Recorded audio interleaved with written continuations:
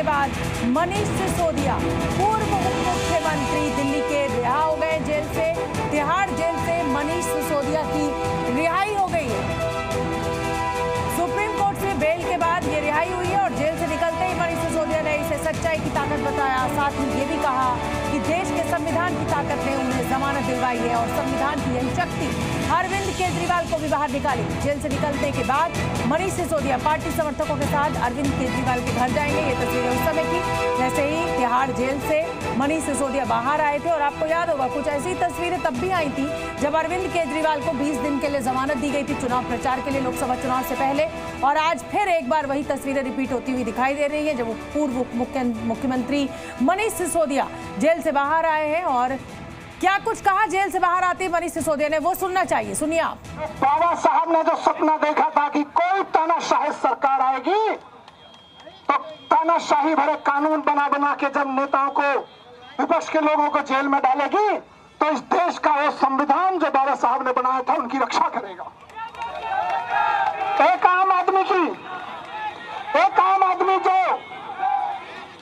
आदमी जो तानाशाही के खिलाफ बोलेगा, तानाशाही के खिलाफ बोलने वालों को अगर सरकार जबरदस्ती जेल में डालेगी तो संविधान बचाएगा,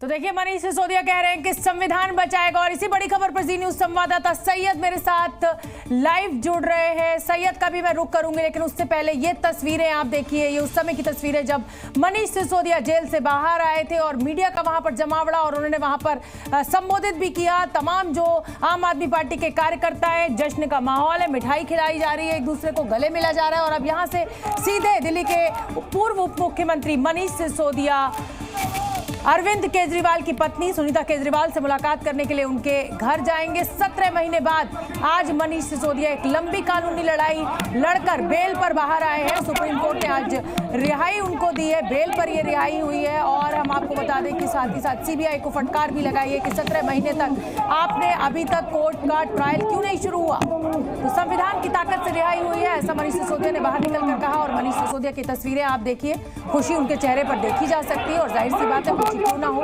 एक लंबी कानूनी लड़ाई लड़कर फाइनली मनीष सिसोदिया बेल पर अब बाहर निकलने में सफल हुए। और कई बार बेल उनकी एप्लीकेशन रिजेक्ट हुई, कई बार हाई कोर्ट से रिजेक्ट हुई, लोअर कोर्ट से रिजेक्ट हुई, सुप्रीम कोर्ट से भी रिजेक्ट हुई।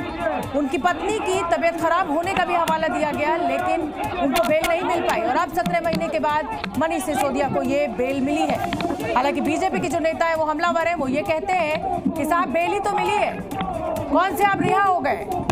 लेकिन आम आदमी पार्टी इसको एक बड़ी जीत मानती है। आम आदमी पार्टी का कहना है कि संविधान की ताकत से ही ये रिहाई मुमकिन हो पाई है। तो मनीष सिसोदिया जिंदाबाद के नारे लग रहे हैं, आप देखिए यहाँ पर। और कार्यकर्ताओं का जो जोश है वो हाई है।